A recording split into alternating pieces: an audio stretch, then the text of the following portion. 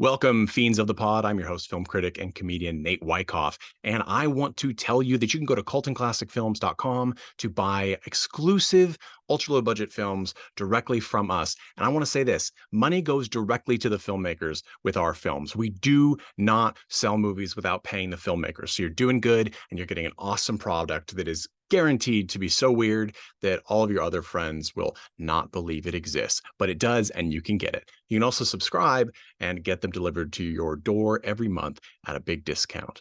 Make sure you like and subscribe, tell your friends, tell your enemies, and for every like, subscription, and sale we make, we're going to bring back exploitation. I promise. Enjoy the show. Welcome to Cult and Classic. Welcome, friends and fiends of the pod, to another episode of Cult and Classic. This week's theme is Turn Off That Idiot Box, which if you don't know, idiot box is another phrase for the television, although I think it's being replaced by the laptop. With me, as always, is myself, your host, Nate Wyckoff, and we also have Tad Mastroianni. How are you doing, Tad?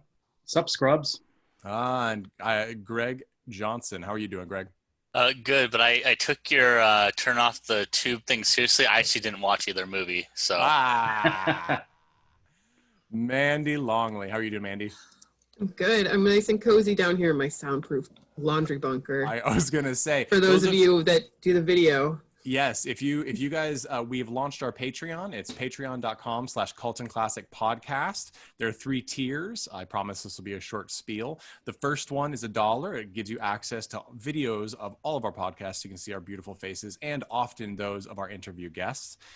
You can do $5 a month, which gives you access to the videos, plus any other special content, extra things that we put out, and an autographed custom Cult and Classic trading card every month to your door. The third one and the final one is the Drinkers of the Kool-Aid. That's $10 a month. And you get the card, access to the videos, and you get a zine or zine, if you prefer, every month. Those little self-made publications that we make. And they are super awesome and super different every month. So check that out. Patreon.com/cultandclassic podcast. Thank you so much for the Patreons who are already members.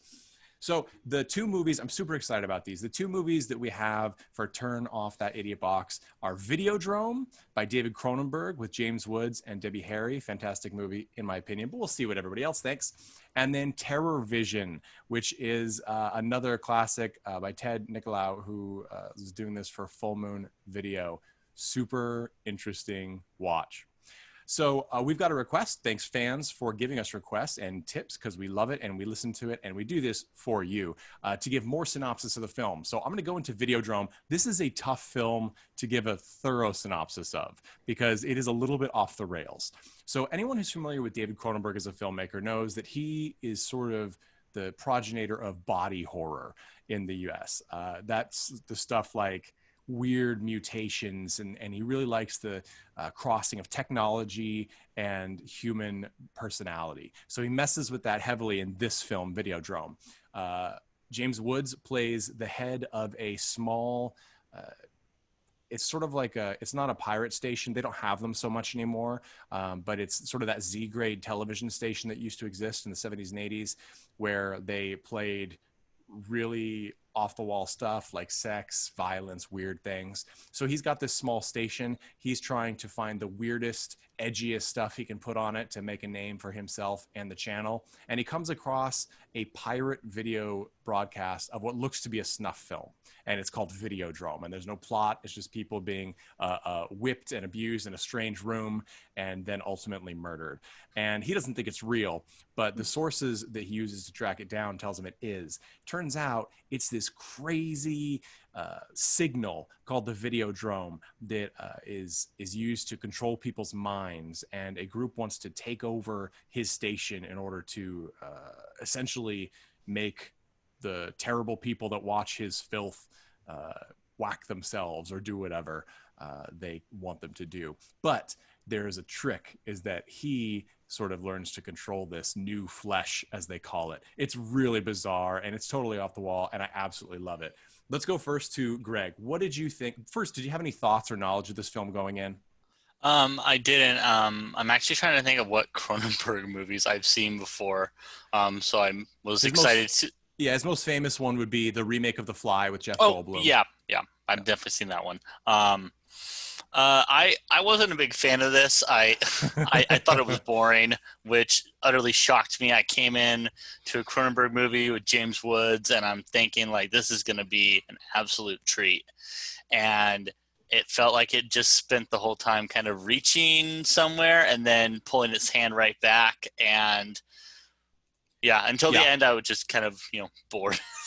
It does. So it is interesting that you mentioned that. It has these weird scenes, not so much of extreme violence, sort of weirdly realistic violence, like in the Videodrome whippings and things.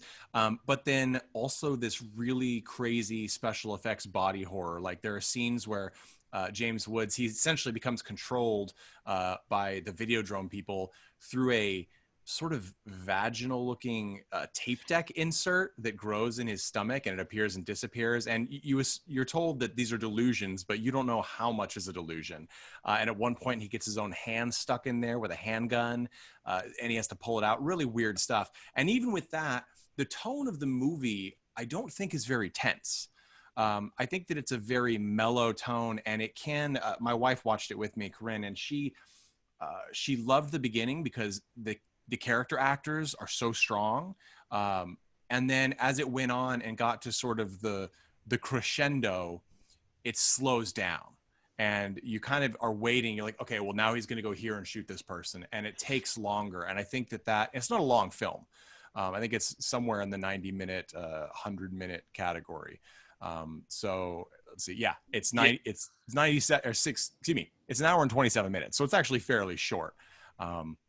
Although there are several versions. If Eyes Wide Shut was a little bit too fast paced for you, maybe check out Videodrome. That's brutal. That's brutal. Tad, what did you think going into this film? Um, the only Cronenberg film I'd seen, even though I was well versed in his body of work, pun intended, is The Fly. And to this day, I will not sit down and watch The Fly again. It was one of the most disgusting movies I'd ever seen in my life, considering that, again, I may have mentioned it before, but when we watched Dead Alive while I was eating a bucket of chicken, that didn't bother me the way The Fly bothered me. But this movie, I dug this movie because this movie is one of those that you watch it now and it's just as relevant. Actually, I think it's more relevant now than it was back then. Back then, people didn't really know what to expect with the internet and the depths of depravity that the internet would provide everybody. So this movie didn't even understand that it was predicting the future, except it didn't realize that TV was going to die and it was going to be replaced by something way worse. So So this is interesting to talk about because the focus of this is televisions, but there's sort of the good character who helped develop Videodrome, who is actually dead partway into the movie, and you don't know it. He goes by essentially a screen name. They don't call it a screen name, but he goes by Professor Oblivion. And essentially, he's like, my real name is irrelevant. And he runs this mission with his daughter called the Cathode Ray Mission, which I fucking love that. It is the cathode ray is, of course, the type of tube that was in our old big box televisions. And the idea he had is that by basically taking in vagrants and people off the street and homeless individuals and giving them a few hours of television a day, he would prevent their mental decline and tie them into society and keep them tied into society, which is an interesting idea. And you do, I don't know, where I am in Palm Springs, there's a lot of homeless individuals because there's no winter, even though there's a blistering summer. And it seems like the longer people go without what we would consider normal interaction, they really do have trouble reconnecting with the world. And so you kind of wonder, like that rang true to me. I don't know how anybody else feels about that. But to get to the bigger point with the internet is credited with being started on a small scale in like 1983, I think. But it didn't technically go live to like the populace till 1991. So this movie, 86, and some people say 87 when it aired, the idea that television and the screen is connecting us is really crazy because it's easy to watch this movie and think, oh, it's the beginning of the internet. We knew it. Yet people didn't know about the internet as a whole during this film. So I thought that was an interesting bit as well.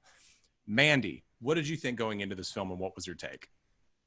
I had no expectations going into this. I had no idea, except that we were watching movies about TV and how it's bad for you. No. I get that sense from the like the images, like the poster images that you sent. So watching this movie, I gotta agree with Greg. It was not for me. Did not like it. Didn't like the tone. Didn't like kind of the vilification of like BDSM interests kind of thing, because that was more talked about than like just murder like, that was happening. And yeah, I thought some of the ideas were very interesting, especially like the mind control aspect and like him overcoming that, bringing around, and then like the visualizations, like you said, like his little tape deck thing like going into his stomach, like was very like interesting. But overall, like just like the pacing and the tone of it just wasn't for me. So it's interesting you brought up the BDSM element, because it's sort of, it's brought up and it almost goes away, right? And I think, I don't know that I would agree that it's a vilification, because so the main progenitor of this is one Videodrome, The Signal, where they watch people get whipped, which is very sterile, right? It's a one camera in a room. It looks sort of like what we, if we haven't seen one, what we imagine those awful ISIS execution videos to be, right? Like it's just one person in a room, one camera, and one victim in a room, one camera, and several people abusing them in like big hazmat suits. And but then we also have Debbie Harry's character, famous lead singer of Blondie, who, by the way, I think does a fantastic job acting in this film. It's always shocking to me when I see a performer from a different genre, a different medium, sort of transition into film pretty easily, it seems. And she seems to have this fling with James Woods' character, and she's super into sadomasochism. It's not even so much bondage, just sadomasochism.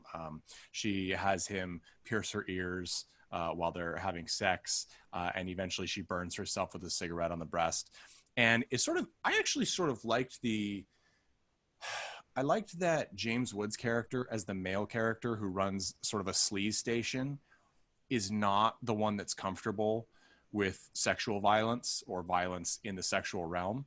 And the female character is the one that is. Now, I think there can be a problematic thing with that, which is sort of the over-sexualization of a woman, whereas if sexual depravity happens, it has to be on the woman. But I think so often we would default to thinking that he would be the one that's into this, and yet he's actually not. And she's really seems interested and turned on by Videodrome, the tapes, whereas he's got a disturbed fascination. He clearly is interested in them, and likely in a sexual way, but it upsets him that he is. And I think I would say that, he maybe came off as upset, but also cautious and possibly knowledgeable, or like having a good street sense about it. And the whole Videodrome tie-in aspect, where I felt she came off as somewhat naive and a bit unbalanced. What you don't say. A little bit not all there. Because at some point she wants to go audition for this show. Supposedly. She does, and I think that that's not so bad in like some senses, but she seems like she's doing it almost to just goad him. Well, the interesting thing too, and this is a spoiler, right, is that, and remember, we will give spoilers on the show for the purpose of critiques. I, at no point in time, give spoilers that I think make the film not worth watching if it sounds interesting. There's a lot to every movie, even the dumbest movie that I have viewed, where it would be impossible for me to explain everything about it that might be intriguing to a viewer. That said, we're told later by the daughter of Dr. Oblivion, or Professor Oblivion, that this character is actually dead. She was murdered on Videodrome before, and she was recorded and given to, or shown to James Woods' character to give him hallucinations that she's having an affair with her. So all of his interactions with her after he appears on a television show with her at the beginning are theoretically complete fabrications, which does make it then call into question the purpose for a lot of that too, because she has these, I don't exactly know what her interest, except to get him more involved in it, but he seemed pretty involved to begin with. I guess the idea is that because he doesn't want anything bad to happen to her, and he's afraid that Videodrome is more than just a fake abuse show, that he then seeks it out more fervently. But it does sort of seem like maybe he wouldn't even need that impetus. He seems quite interested in this program to begin with, right? Yeah, he's like, I mean, he's into it. He's trying to get it on his TV station. Right. Yeah, like, I think what I didn't like is, like, it's totally cool that he's interested in that, and she's exploring that as well. What I really didn't like is, like, they were saying, like, oh, we're gonna go after people that are interested in this content and, like, mind control them. Oh, like, sure. This is what we're using to bring it in. And, like, that's how I meant, like, the vilification. Like, I didn't really like, it was like, oh, like, you're the target audience, so you're bad. And, like, but that's the people that were and I would argue that they're not really the good guys that are using the station, right? Like, they're... Oh, he does not come off as a good guy at all. Like, the... Sort of nobody does, right? Yeah. Except for, yeah. So let's listen to this one. So this is the character Marcia talking to James Woods, and Marcia is a fantastic actress, Lynn Gorman, who she's been in tons and tons of things. She's Canadian, and she plays the old woman who she's a finder for these videos for his channel. So she brings him, you know, these softcore porn videos of weird types. And basically early on in the film, she brings in this sort of faux Roman Greek orgy video that's very tame. And he's like, I'm looking for something else. Can you track this video for me? And she says, okay, I'll do it. And then they have lunch at a Mediterranean restaurant where there's belly dancing. There's lots of interesting sets in this film, and none of them are very high expense, but I appreciate that Corman made the effort to make these scenes and sets unique. But this is them talking about Videodrome. Here we go. Get in touch with a friend in Pittsburgh? In a way, at a distance. A subterranean grapevine. And? Max, Videodrome is something for you to leave alone. It is definitely not for public consumption. Channel 83 is a little small to be considered public. It is still too public. Do you understand me? No, what is it? What's the punchline? I think it's dangerous, Max. Videodrome. Why? Like it's mafia? They do business. It's more, how can I say, more political than that. Come on, Masha, what are we talking about? Videodrome. What you see on that show, it's for real. It's not acting. So this, first off, I just want to say that that's a case of a really great character actor stepping into a role and sort of owning it. Like the little touches, like when the waiter comes over, at one point she's like, you owe me for this, Max. And he's like, anytime, shower together anytime you want. And she goes, you're a little old for me. And of course she's like twice his age, or 50% more age than he is. I absolutely love that. It's a fantastic touch. And I want a whole prequel movie with just her. Just her, right? She's so owned it. She so owned it. I absolutely loved it. But that was an interesting, I like this sort of reminds me, you know, we discussed in a much less realistic way. Obviously, this is a very magical realism film, but it sort of has that vibe of a weird, gritty 70s, 80s New York City in the way that Cruisin' did, where we see little bits. In this case, I think they're probably a little less realistic, but we see bits of him walking through the street and the people on the street. And it gives a very strong sense of not now. Like, I did not feel like this was a contemporary film. And I don't know if anybody else felt that way as well. And perhaps it's also because they constantly are showing television screens, and obviously the television screens are very early 80s models, right? They still have the faux wood grain front, you know, they still have knobs and scan lines and vertical hold, things like that. And so it gives it this sort of antiquated but still technological vibe that I thought was interesting, that would be harder to do now. It's the whole movie's lo-fi without really even trying, especially because the movie's all about, you know, it feels like a hallucination because of the way it's filmed and the way the characters act and just the way the lighting and the sets are designed. This also reminds me about the fact that this is the movie. Now I know the context. There was an old You're the Man Now dog from I don't even know how long ago.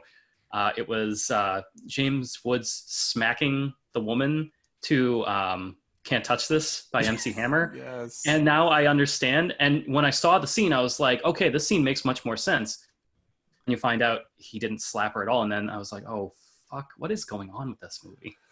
Right, and that's his assistant, who I think was played by Lali Cadeau, I think, and she is that correct? I'm not sure, but the names. Unfortunately, this is one of those films where people will absolutely correct me on this, and I welcome it. So please do. But she plays his assistant, and she's great, and she's got only a few bits.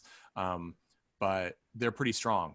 She actually opens the movie on a television screen. She brings him a wake-up message about the day on VHS every night so he can watch it when he wakes up instantly in the morning. It's like his alarm clock. And it's sort of this interesting high-tech, it's this high-tech morning in a low-tech way as far as we're concerned, you know? Like he actually has to physically put in a VHS and program the time on the VCR to wake up that way. Like it's a manual process for a technological advancement. It's just very strange, but it also sort of, I feel, works to the advantage of the movie.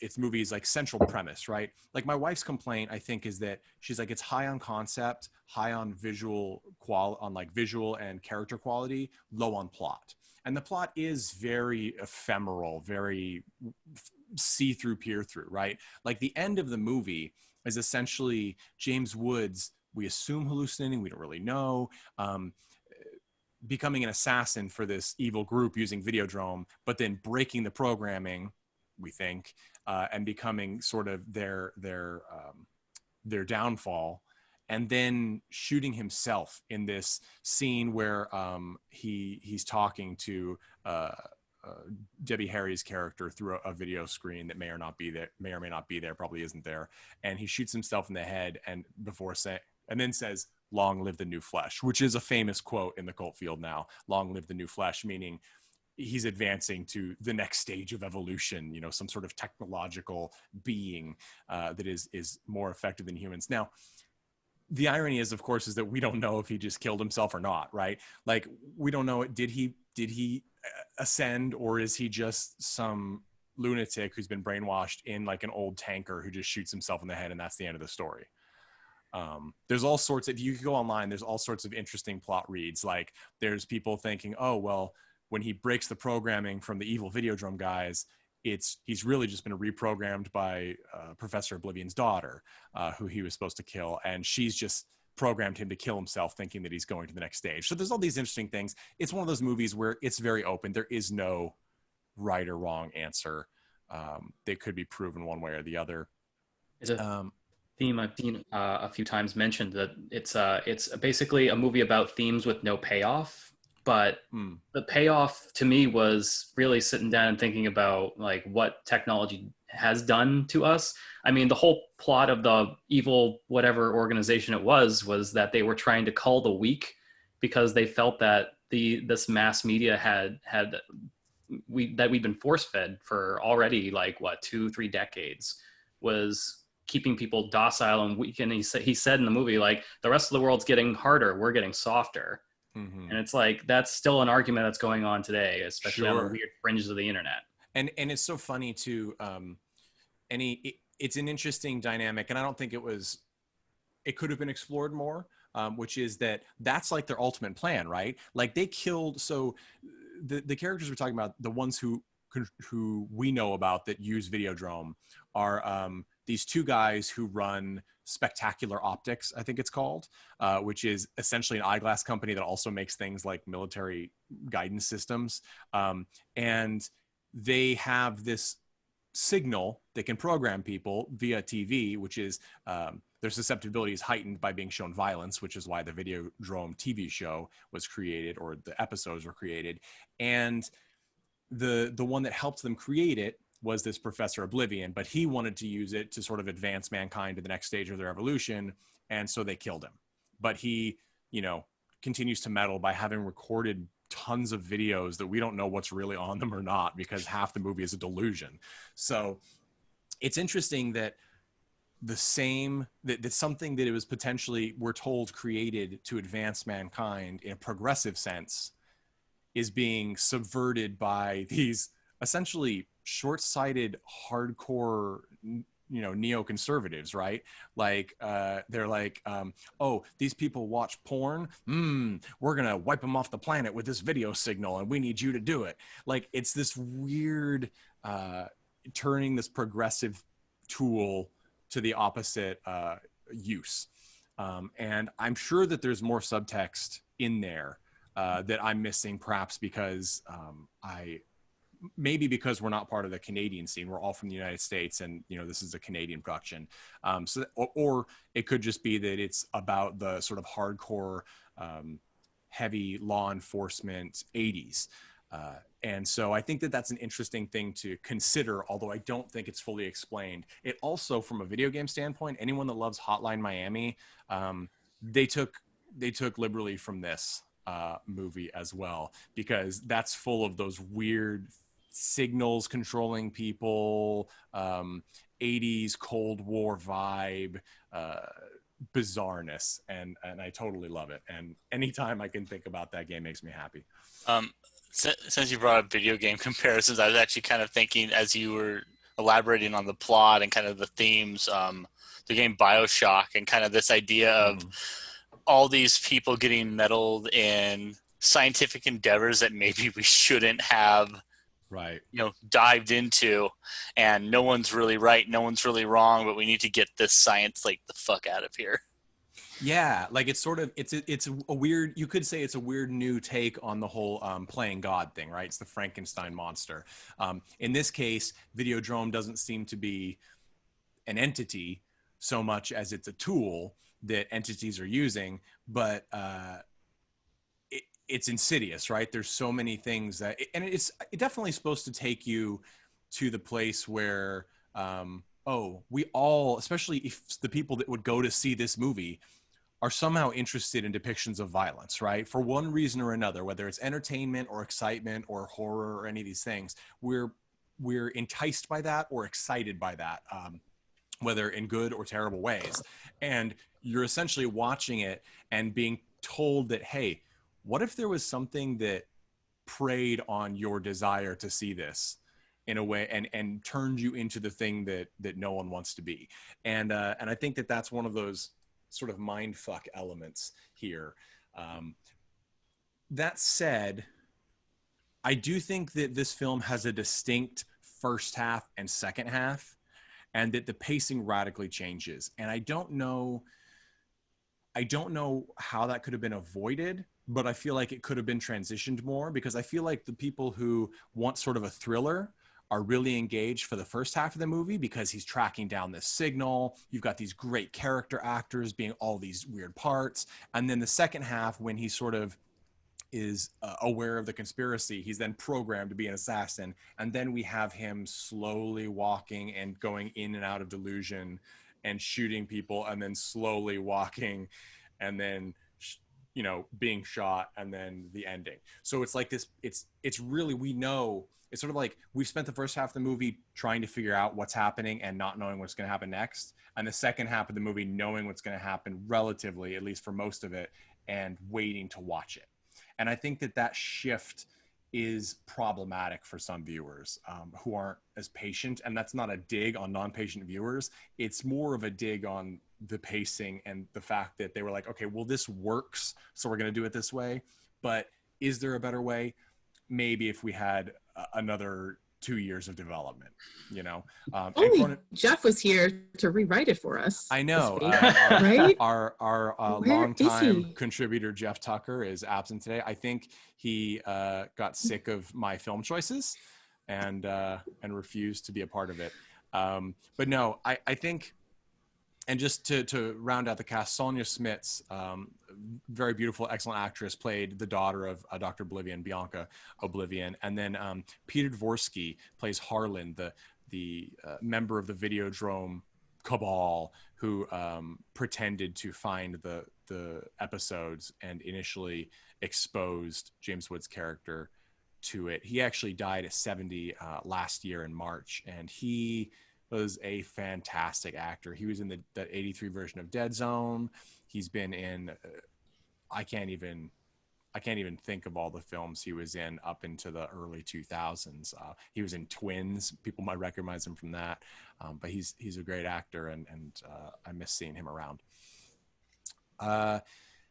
Last points on this movie that I would like to give is I thought that the physical effects in this movie were phenomenal. As you said, Tad, the Fly remake is so gross. It's because it's well done, right? This movie had super creative yet low budget effects. There's the famous scene where James Woods' character is watching a videotape or a video conversation, as it turns out, with Debbie Harry's character, and it zooms in to her mouth and it's saying, "Come to the TV, kiss me, come to the TV." And the TV screen appears to bulge out and he comes in and it swallows his face. And there's a couple of scenes. There's a gun that comes out and it looks like static, and then the static goes away and it looks like flesh. And that's all done. It was just brilliant. They took basically a hollowed out or fabricated television box, and they put a flexible mesh on the front and projected the image on the back, and then could do whatever they wanted with it. Or the front, they might have even projected in the front at some point, depending on what they were doing. But I think it looks fantastic. It's really clever special effects that now would just be done by some nerd in a computer room. Sure. It would just be one of us sitting in front of a computer doing something, and it wouldn't look half as good. It really wouldn't. And there's lots of prop work in this movie. There's lots of televisions that throb and cassette tapes that undulate and have veins. When the shooting rampage is going on, James Woods' hand gets sort of enmeshed with the gun and bolts of metal. It's very Tetsuo Iron Man. For anyone interested in Japanese cinema, which one day maybe we'll do that or the sequel on this podcast, let us know if you want us to, because those are great films as well. But really good special effects. The kind of stuff Cronenberg is probably most well known for are in this movie. And personally, I miss practical effects. I don't think I'm alone in saying that while they sometimes are actually more expensive and they're difficult and time consuming, having a physical latex prop is so much more engaging than having 100% 3D. And if you augment those physical props with 3D, it's fantastic. You can do amazing things. Watch Jurassic Park. I think part of the problem with modern directors trying to do practical effects, I think Star Wars is a good example of this, is they have millions of dollars to throw at practical effects, whereas the best practical effects were someone handing a bunch of crap to a person going, I gave you $500 of shit, now make it look weird. And people did it. Yeah. You have to be the most creative with the least amount of resources, and they don't have that problem anymore. They have whatever they want, and it just doesn't feel the same. And sometimes the realism and the effect comes from sort of the innate shittiness of something too, right? Exactly. Like in the cathode ray mission, when Woods first walks in, the main room, it's like a room and then an overlooking office with like a one or a two-way mirror, is like it's just an empty room that like folding tables have been set up and dividers made out of graffiti, cardboard, and crap from the alleyway separating these televisions playing whatever they want. And it's really, it looks much more like some of the makeshift shelters that I've seen in life versus what I would see in, say, District 9, and no dig at District 9 for that, but it's just a very different vibe. It's a very like, yeah, people have money to do that. They don't necessarily have money to make these weird metal bulkheads and shit that don't exist in the real world that some machinist would have to make and would cost so much money. It doesn't make realistic sense, and it sort of helps a film like this, which has such insane fantastical elements, be disturbing, because those insane elements are present in a world where we see very, very real things. So I think this is interesting, talking about this as I babble on about it. I love Videodrome. Sounds like Tad, sounds like you did, but Greg and Mandy, wasn't your cup of tea. I think that those are sometimes the best discussions. So we're going to go right into this with Greg. Who would you recommend Videodrome to and why? I mean, I will agree with Tad. Like the special effects in this are amazing. If you're a fan of practical effects and you're just a fan of kind of cool shit in movies that just isn't done anymore, this is a good one. If you watched all of Cronenberg's other films or even remotely interested, at least give it a try. I'm definitely going to go kind of through his catalog and see what else sounds interesting after this. Because I'm like, well, I've seen The Fly. This had things that engaged me, but I want to see something with a little more flesh to it. Tad, who would you recommend Videodrome to and why? This is even though I feel this is more of a sci-fi film, this is definitely a horror film, and I recommend it to people who kind of like that old 80s, Dawn of the Dead-ish kind of horror. Even though there isn't that much in it, there is enough of the practical effects, especially with what's his name, that agent. I'm going to call him Agent Smith now because I have no idea what his name is, because he looked like, actually, Agent Nixon, because he looks like Richard Nixon. Yeah, but when he gets shot, he plays Barry Convex is his name, right? Or I forget his first name, but Convex is his last name. He's the head of the Spectacular Optics. It's like if you love those old, almost Tom Savini-esque kind of special effects, it's like the dude gets shot 3 times and then starts exploding out with like cancerous tumors, and it doesn't stop for like a straight minute. He's just like, and his head's like splitting open, and he's still like gurgling and all that, even though James Woods is literally just walking away and he's still gurgling. I'm like, that guy should be super dead. His head's split open. He can't gurgle anymore, but he still is. And it's interesting, that particular scene, because, and the actor is Leslie Carlson. He died in 2014, but he was also very good. He was in a lot of stuff. He was the Christmas tree salesman in A Christmas Story. He also was in Dead Zone. He's been in a lot of movies. He was in The Fly too. Cronenberg liked working with him, but it sort of calls back to Professor Oblivion had said that Videodrome gives tumors and it causes death, but he doesn't believe it's a tumor. He actually believes it's a new organ and that it's causing a physical evolution in humans. And we sort of get that. We wonder, is it some sort of weird hallucination that's causing this body to bubble and degrade, or is he somehow been changed by the Videodrome himself? It's an interesting touch that isn't really explained, and it's vile. It's a really vile scene.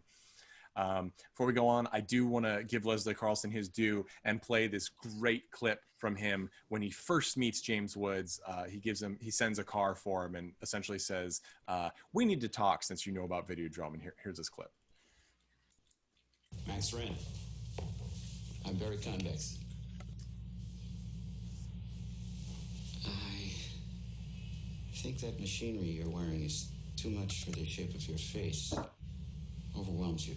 Try something more spidery, more delicate.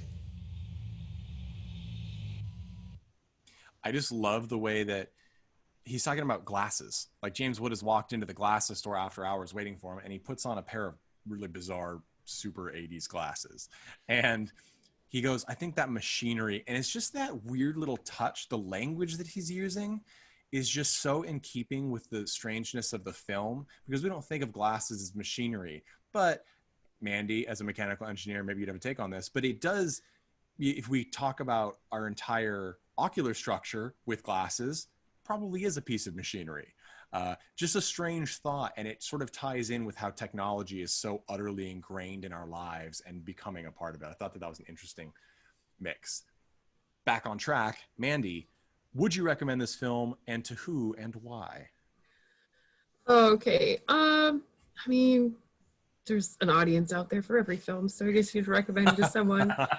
I would say, like what the guy said, I know that I said that this is not for me, but many of the aspects that were discussed today, especially concerning the special effects and the open-endedness of the storyline, I think are really great things to explore. And if those are what you like in movies, like this is a great one to check out.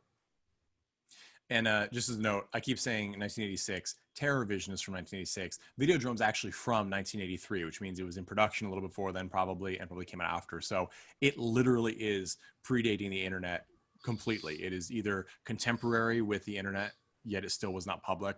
So this is definitely, it shows how it probably was in our consciousness, our public consciousness, prior to the internet actually becoming a thing, which is makes it super fascinating. So that comes to me. Who would I recommend Videodrome to?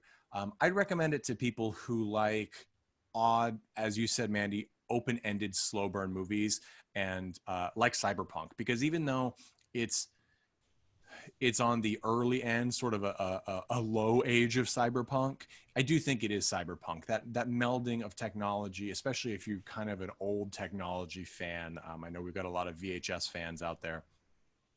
It really is. If you haven't seen it, you owe it to yourself to do that. If nothing else, you definitely have to sort of give it a watch and see if it is your cup of tea or not.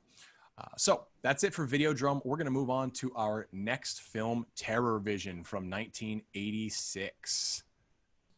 TERRORVISION from 1986 is directed, as I said, by Ted Nicolau. We've done his movies before. We did Bad Channels, which was by him. And this was before Bad Channels, but I definitely think that people who like Bad Channels will probably really like TERRORVISION. Tad, you saw Bad Channels. Do you agree with that? Oh, absolutely. This movie was, for me, kind of like the movie of my childhood, and I don't mean that as in like it represents my childhood. This movie feels like my childhood. And it was in 86. This movie came out in 86, right? Yep.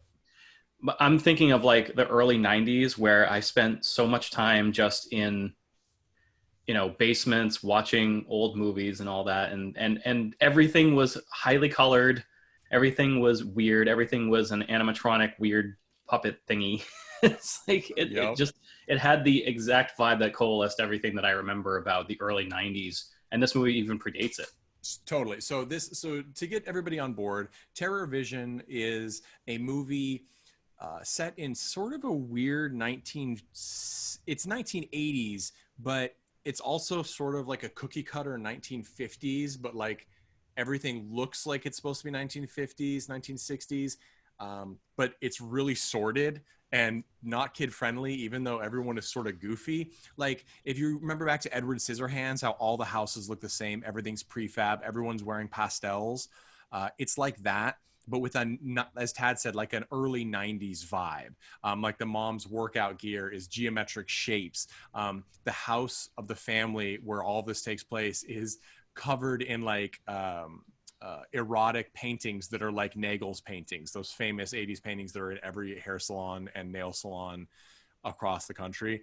The plot, to get people on board, is that there is this seemingly typical family with a young son, probably 8, I think, somewhere around there, 9, I don't know, not a good judge, but somewhere in there, a teenage daughter who's into the new wave punk scene, wears all bracelets and everything, a mom who is played by the genre legend Mary Woronov. She's been in so many things, Blood Theater, Chopping Mall was probably my favorite, even though she's only got a little part in that.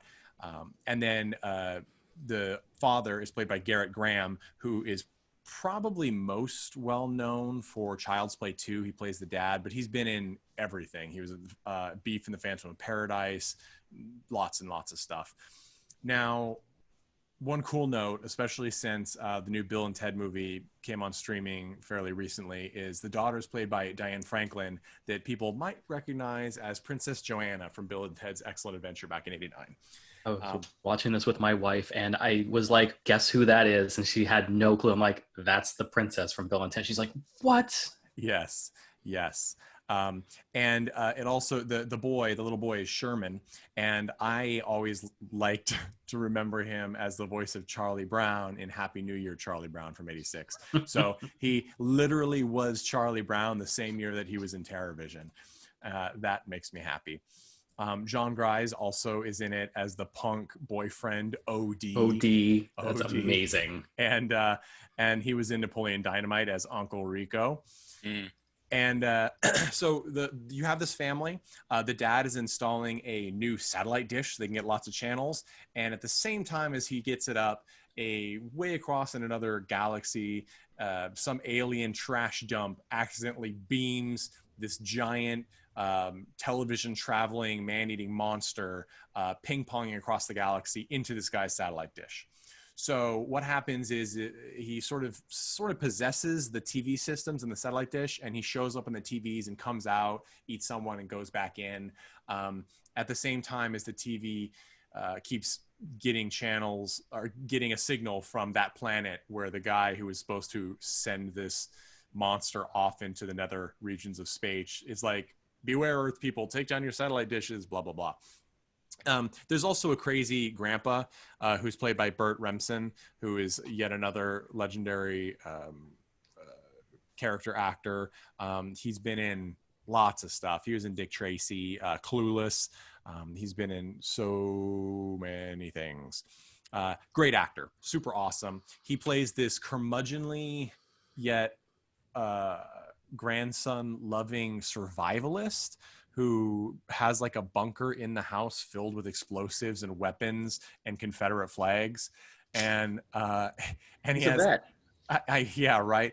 So here's the thing. I love that on the door with all these pictures written in marker, there's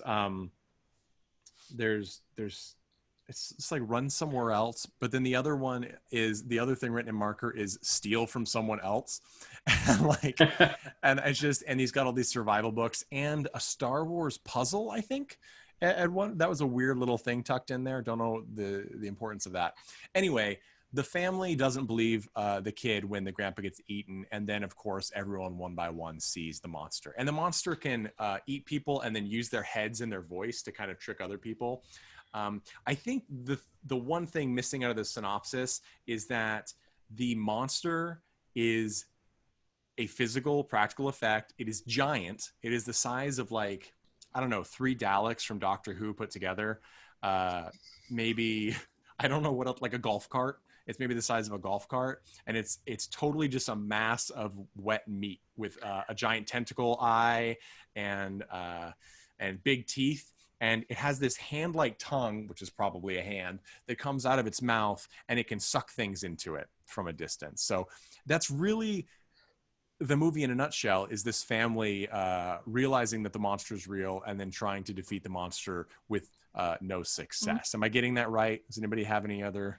I have a theme for this movie, but I will wait. I will let everybody else talk first. I was going to say, you forgot the most important part of the movie is that the parents are swingers. Fuck. Yes, God damn it. I did. Yeah. So that's the level, right? Is that everything seems normal, and then the parents are like, okay, we're gonna go out and swing tonight, so you guys be in bed because we're gonna come home with.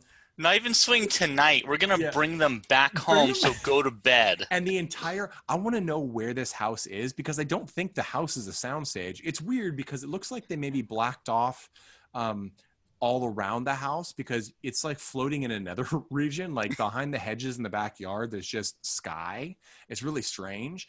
But it looks like an actual house with like a tub and stuff, or several houses.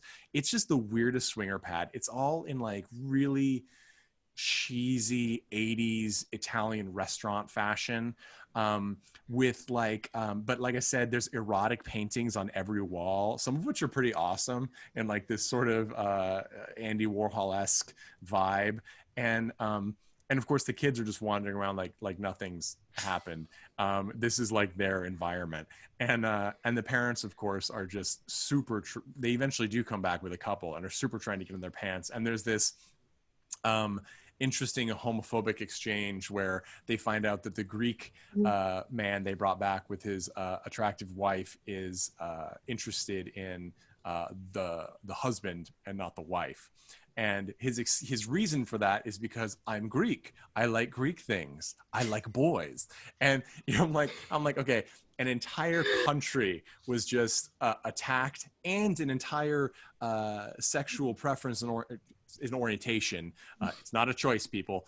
Has been offended by this. Like, it was just the most. And this character has my favorite line in the whole movie. It's the character's name is Spiro, and it's played by Alejandro Rey, who acted for many moons. He was in The Flying Nun all the way back into the 60s. And this clip is when the parents have shown the swinging couple the pool. And they've also seen Sherman, who's like, oh, there's a monster. And the mom is like, I'm going to smack the shit out you. You go hang out with Grandpa. And she throws him in the bomb shelter and locks it. Of course, there's potentially a monster in there. But they go back and they're showing the pool. And they're like, your kid was cute. Has he ever thought about acting? And this is to set this off. This is their conversation. The only thing the kid is interested in is being a soldier.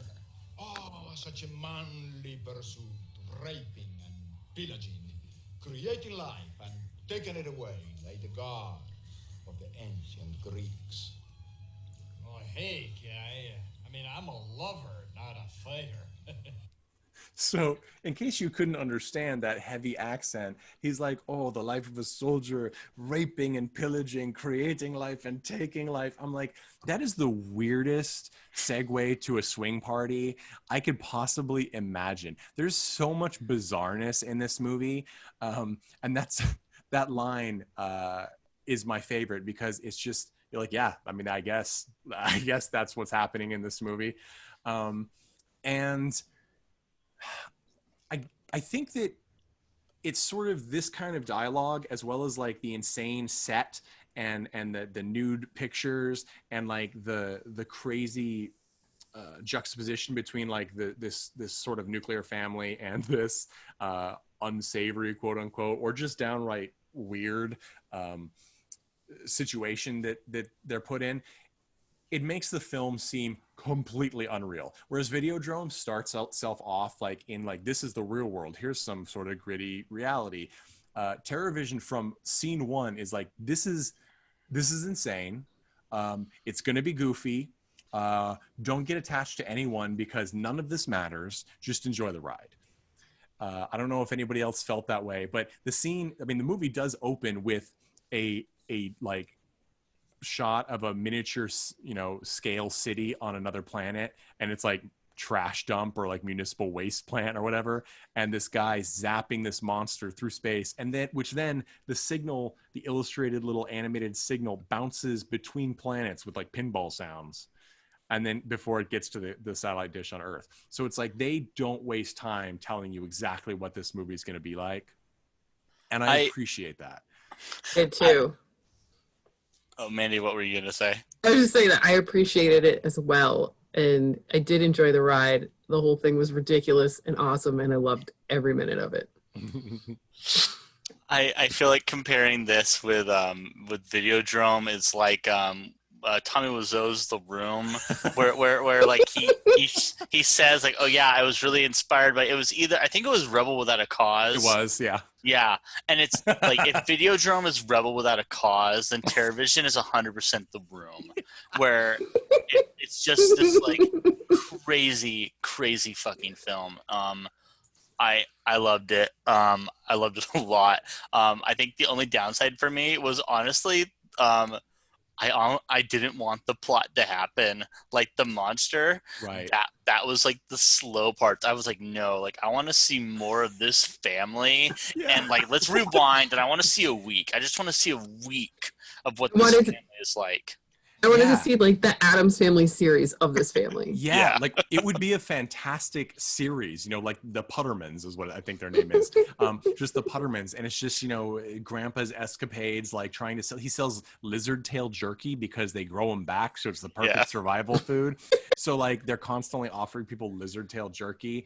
And And there's also, we didn't mention Medusa, the character. Oh my God. Yeah, like how did you not mention her in the synopsis? Yeah, Like, she is an Elvira knockoff that keeps coming on the TV but she's an Elvira knockoff who between between showing the show, like the movie that she's showing, invites people to call her like off the air for some unknown reason, and the kid like calls and she's like, I don't, like, are you in a psychiatric ward or whatever? But eventually they the parents they don't know that they've been eaten, but the parents have been eaten, the grandpa's been eaten, the like satellite dish dealer has been eaten. They sort of tame this monster, right? Because, spoiler alert, you find out that these were pets on another planet that eventually mutate and become monsters and have to be shot into space. And you get this moment where the monster seems to be learning, like, oh, this is food, this is music, this is TV. And then they call Medusa at that point. It's like, hey, we need him on TV. We're going to make money with him. And she actually shows up drunk later because they tell her it's a party, right? And she has these ridiculous, I'm not saying this to body shame. She's a very pretty lady, but her breasts are ridiculous in the way they have them, right? They're pressed up so much that it's the shelf, like she could rest her drink there. So it's so distracting. And of course that's the point. Yeah. But it's the Elvira bit, but it's just a strange. And doesn't she live there? Like that's like the implication is she lives on the set because she closes herself in this coffin and then like, oh shit, that's right, the phone's ringing. Better crawl out of my tomb. And then she tells her assistant to grab her a beer. Yeah. And it's just, and then she's gonna get to parties. And her call-in line is still open when the show's over. Like the weird, that's the most insane part about this movie is that, maybe second, I'll get to the first, but the most insane part is that this TV hostess is taking calls, but not on the air for no reason. And you can call her after the show's over at the same number and she answers the phone, and it's an 800 number. Like, you don't even. Her character was totally out there. So here's something, the little boy, when his grandpa gets eaten, and the eating was awesome because it's not just like eating, it's sort of like a spider, right? Like it clamps onto him and then it sort of vibrates them and sucks them and goo comes out. And then they just they're gone in just a pile of this nasty goo. And I can't remember what that substance is called that they use in all these movies. Alien had it too. It's really viscous and really gross and sticky and hard to clean, but it's all over this movie. Oh, it's real. It's just a real thing. They have an alien that kills people in movies. Well, so the most unbelievable thing in this movie is that the kid calls the cops early on, and then he calls them again, and they're like, I'm gonna arrest you. And the cops show up to arrest a white kid. To me, I was like, this is not going to happen. The cops are pointing a weapon at a child and he's white. This is the United States. People. Well, he had an assault rifle in his hand and the cop didn't just shoot him immediately. So I know that's the thing. And the kid is wandering around with an assault rifle for the entire thing. Oh, and a grenade. And a grenade. Sorry. It's just it's insane. And the police officer is horrible. He shows up I don't know how many of these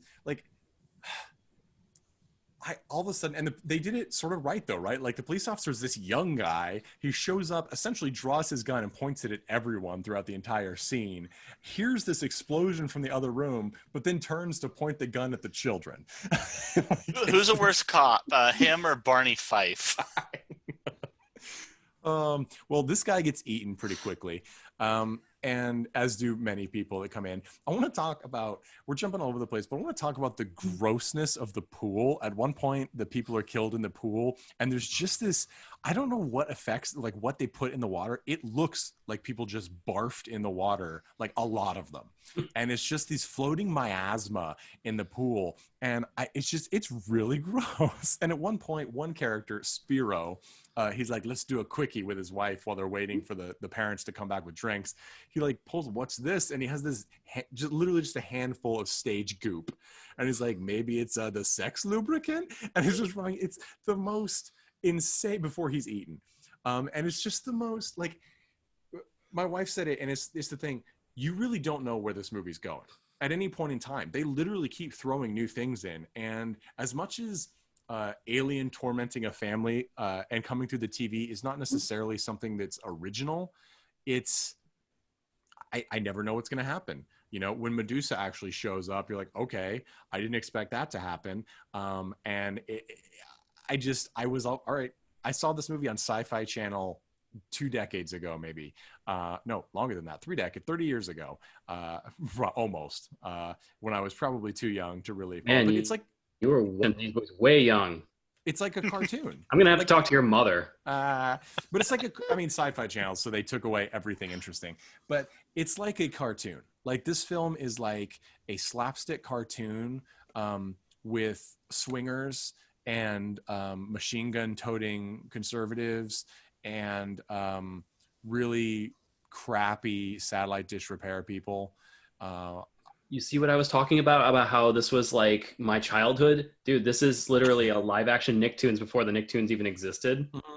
It's like it could almost market itself as a kid's movie, except for all the violence and sex. Right. It's an episode of Rocko's Modern Life. Yeah, exactly. And I absolutely was entertained throughout the whole thing. We're also, my favorite part is the monster when he's gonna eat something.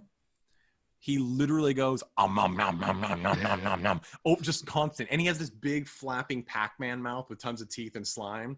And I'm like, it's before nom, nom, nom, but it's essentially just nom, nom, nom, nom. And it's just that over and over again. He does it every time. Like, it's not just a one time. Like, clearly they were like, this is a choice. We're going to do this choice. And he's just going to nom, nom it the whole way. You know my favorite part? What's your favorite part? My favorite part was when, like, the daughter comes home and, like, she goes into her parents' bedroom. like she's, like, looking for them. And, like, everyone's been eaten by the monster. Like, the monster's in the bed and it, like, pukes up the heads. Yeah, it's just the heads above the thing. So, like, but it looks like her parents have the swing couple in bed with them. And she's like, Mom, you're so embarrassing. Like, you're so gross. And then she's like, we're looking for have you seen Grandpa? Like, where's Grandpa? He's missing. Like, you guys don't seem to care. And then, like, the monster, like, is like, oh, uh-oh. Like, he pukes up, like, the father's head. The grandpa comes out and is like, I'm right here, honey. I'm right here.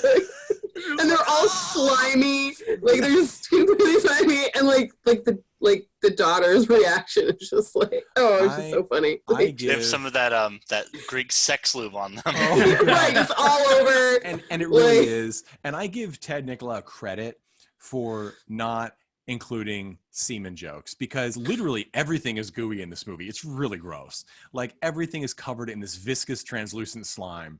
Faces, hands, props, the floor, the carpet, you got to tear that out. Like, that is not going to survive. Dumb. You may need to see a doctor if that's what it looks like. Mm-hmm. And this was a citizen reviewer, Basil 1984 on IMDb gave a snippet of a review that I really liked. It's an off-the-wall comedy that feels like a 1950s monster movie starring Leave It to Beaver as filtered through Adult Swim. And I'm like, yeah, that's pretty close. I guess I also really like, so this is a spoiler as well. I don't think it matters because I don't really think the plot actually has anything to do with this movie. The monster wins. And I really enjoyed that creative touch, right? Because he's basically part Medusa. He's got Medusa as well. And he's like, jumps in the car with her assistant and is like, take me to the TV station, which is essentially, right, like potentially the end of the human race. You know what I mean? Although you don't know, it's only one monster. But I enjoyed that because he was actually the purest character in the thing. Everyone else is pretty awful when you come right down to it. The parents are not nice to the children. The daughter doesn't even care. That their first thought, and the little boy, is holy shit, this monster's ours. We own him. We can make money. And that's like the point where you're like, all right, everyone can just get eaten, and that's fine. And they do. I'm like, it's so rare that a movie gives me exactly what I want, that I'm kind of flabbergasted when the end comes, and that's what it is. I think when comparing this movie to Bad Channels, Bad Channels is really like it's just like a flimsy framing story around music videos. And that's not what this is. This is solidly a movie that feels like a skit-based movie because little things happen throughout it. Like this scene, like, oh, we're teaching the monster what food is. Oh, we're doing this. Oh, we're doing this. And then now it's back to chasing us. So it's like these little skits that play out, but I found them satisfying. And I do think, as we kind of talked about, and as you, Greg, and Mandy mentioned with Videodrome, I think the pacing of this movie is right. I'm never left long to think about anything. There's always some new bizarreness. And when I think it's going to happen exactly the way it is, it doesn't always happen that way. Even though I'm like, oh, this person's probably going to get killed. Well, they are, but it's going to be a little different than you think. We grew up on liquid television. I think that synopsis you gave was incorrect. They said through the lens of Adult Swim, and I think that's way too contemporary. You're right. You got to put these movies in the context of the time they were made. This was Aeon like, Flux shorts and exactly. The Head and the weird shit. It's like, it doesn't matter if there's a plot or not. Let's just get weird. And it worked great, but that was the feeling I had the entire time. Again, why I was like, this is like my childhood, because this was kind of like an archetype. That thing you want a series about this family, it should have been a liquid television show. Yeah. When it was still around. That's true. And I think we also should mention the theme song to this movie called TERRORVISION. It was pretty banging. It's awesome. It's by the Fibonacci's band. And I recommend listening to it. They actually did a lot of soundtrack stuff in the 80s and for some other movies that are worth checking out. But it's just a total new wave post-punk. It's not an epic, but it's a horror theme by way of the B-52s. Actually, yeah, my wife said Rock Lobster. She's like, this sounds like Rock Lobster. I'm like, it's not, but I see why you get that. Yeah, it's very much the party music vibe from that era. Okay, so we are coming to that point in time where we're gonna ask each and every one of us, who would we recommend this movie to and why? Tad, who would you recommend TERRORVISION to and why? Everyone in the MTV generation. It is a travesty that I missed out on this movie when I was young, because this movie is entirely indicative of those of us that grew up on MTV. This is, I mean, the Susie's eye makeup is absolutely on point. I could not believe how amazing it was. Like there are people out there trying to emulate that stuff right now, and they don't even know where they're getting it from. Like they already mastered this in the 80s. Yes, totally agree. Remember that theme that I was talking about? By the way, before we get any further, this movie to me was kind of an allegory on extreme sexual deviancy, which kind of ties into Videodrome. I don't know if you did it on purpose or not, but it kind of explored the same themes of pursuing. Everything's on purpose. I know, I'm sure it is. That pursuit of extreme stimulation. I totally thought that this movie was going to bait and switch me when the parents said, "Oh, we're going swinging," and then he said, "Oh yeah, swing dancing," and I was like, "Oh, I see what they did." And then they are actually swinging, and I'm like, "Oh my god, they're actually doing this." And throughout the entire movie, I realized these parents are basically abusing their children. Yeah. Not through what they're doing. I don't really judge them for what they're doing, but the fact is that they're being so open and exposing their children to it, and their children are absolutely repulsed by it. And it explains why, you know, the younger one latches onto his grandpa, who's basically like, you know what, compared to this, I'd rather be in a bunker with some guns and grenades. Yep. But I mean, the daughter definitely rebels a little bit against it too. She's like, what the hell are you all doing? That's gross. Yeah, the daughter who took her boyfriend home to mess around, and I know. her boyfriend just wants to do pills. But it's true though, right? Like, you know, it's that whole like, you want your parents to be a little different than you, or you want to be different than your parents. Yeah, I don't want to bang 3 people at the same time. I just want to bang one dude and do some drugs, like a proper Gen Xer. That is very accurate. That is very accurate. And just as a note, because I didn't mention it earlier, the other swinger opposite of Alejandra Rey is her name is Randy Brooks, and she did a lot of these. She has a very high voice, sort of a Columbia kind of voice, and she's pretty well known in the 80s. She was also Fran in The Man with Two Brains. I think that's what most people might remember her from, with Steve Martin. Totally a great character actress. She sort of takes over the scenes because she has this like face breaking smile and this really high voice. Okay, Greg, who would you recommend this movie to and why? When I was watching it, I actually was thinking a lot about Black Dynamite. Obviously day and night plots, but that same kind of self-awareness. It knows how to pace itself. It just tries stuff. It throws jokes at you. Like Tad, like you said, with the swingers bit. And like Mandy, you brought up with the grandpa in bed with them. Like that moment. It just kind of, I think it accepts itself as it is, like in terms of writing, and I loved that. Also, I am utterly appalled that we did not mention Jennifer Richards as Medusa sooner. That was absolutely wonderful.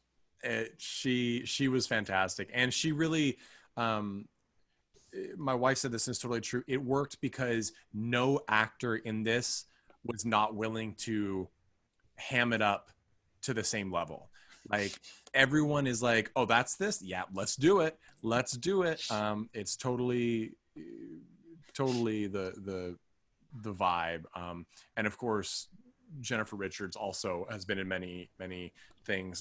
Not probably as well known as some other actors of her era, but I think COD is probably one worth watching with Chris Lemmon. So give that a listen, give that a watch. Like you said, I think the monster with the straight man of this movie, if there is one. Yes, totally, absolutely. Mandy, who would you recommend this movie to and why? All right, so I think like a lot of like trends in like fashion stuff like comes back around. I think like our generation growing up in the 80s and early 90s, like we have this appreciation for like the weirdness of all of it. And I think millennials are really coming back to that because they have like the most bizarre memes and like humor that like even I don't get, like, and it's just very out there and strange and like a dream world kind of, like things are very like loosely put together or just totally bizarre. And like that's what makes them funny. And I honestly think like younger kids or like younger folks these days, they really, really like this. And it might be something that they're not necessarily going to find or be exposed to otherwise, but they could dig it. Like it's coming back full circle. I think you're right. And it's worth noting that this movie is rated R, but really, I mean, it might be PG-13 at some point because there's the only real nudity is in the very very cartoonesque paintings in the house, and there are a couple of scenes on the TV of an orgy scene, which by the way, it's only a few seconds long, and also they did an amazing job of finding a scene that has no penises, nipples, or vaginas in it. Like I don't know how many bodies are in that shot, and you don't see anything. So that was really impressive. And I kept watching it thinking, you could show this to your 8-year-old. Like they may not, I don't know if they like it or not. But definitely your 12-year-old might enjoy it because it's goofy. It's monster gory, but there's no blood. It's always this ooze. And even the people in danger are comedic. People, especially when the parents die, the sort of camera back and forth between them screaming and backing up and the monster going nom nom coming closer, like just it's slapstick. It's very slapstick. So yeah, I completely agree with that. For me, I would recommend TERRORVISION to, as Tad said, as Mandy said, great children of the 90s are really going to like this. And the fashions are pretty great. They're very bold. They're over the top. They're that escalation of fashion to costume without being cheap. And I think that's worth seeing, if nothing else. Plus, I am obsessed with the gaudiness of this swinger pad. It's just so so over the top. Everything is like soft reds and marble. And at one point, they're supposed to have Sherman throws a grenade and it blows up part of the wall, and it's like solid concrete, like all the way through. I'm like, that is a weird ass house. So I don't know how that plays, but yeah, I'd recommend it. This film was a lot of fun. If you want something that is not heavy on the thinking, but still can be talked about. So. Also, for you Marvel conspiracy theorists, this could be part of the MCU, because I'm pretty sure that the alien race that released this monster accidentally is a Skrull. He does look kind of like a Skrull. I can see that. Exactly like a Skrull. Yeah, he does. He's a little blue, but yeah, I think he could be Skrull. And you know what? It would fit right in with some bizarre ass Squirrel Girl story or something, where they're like continuity. Okay, so. That is it for this episode of Cult and Classic. I want to again thank Greg Johnson, Tad Mastroianni, and Mandy Longley. And I am Nate Wyckoff here. To play us out, as always, is the Chud. Want to remind everyone that we have our Patreon up at patreon.com/Cult and Classic Podcast. That is patreon.com/Cult and Classic Podcast. You can donate to us. It really helps us out. Lets us know that you like what we're doing. Also, we still take requests for movies and other things at cultandclassicpodcast@gmail.com. And we hope you guys have a great day and enjoy the show. Hey everyone, thanks for listening to Cult and Classic Podcast. This podcast is important to me, but what's more important are the rights, privileges, and freedom from violence of everyone in this country and in this world. And that means supporting Black Lives Matter. If you'd like to make a donation, please go ahead and visit cultandclassicpodcast.com, where we have a list of places you can donate and help out. And please stay safe.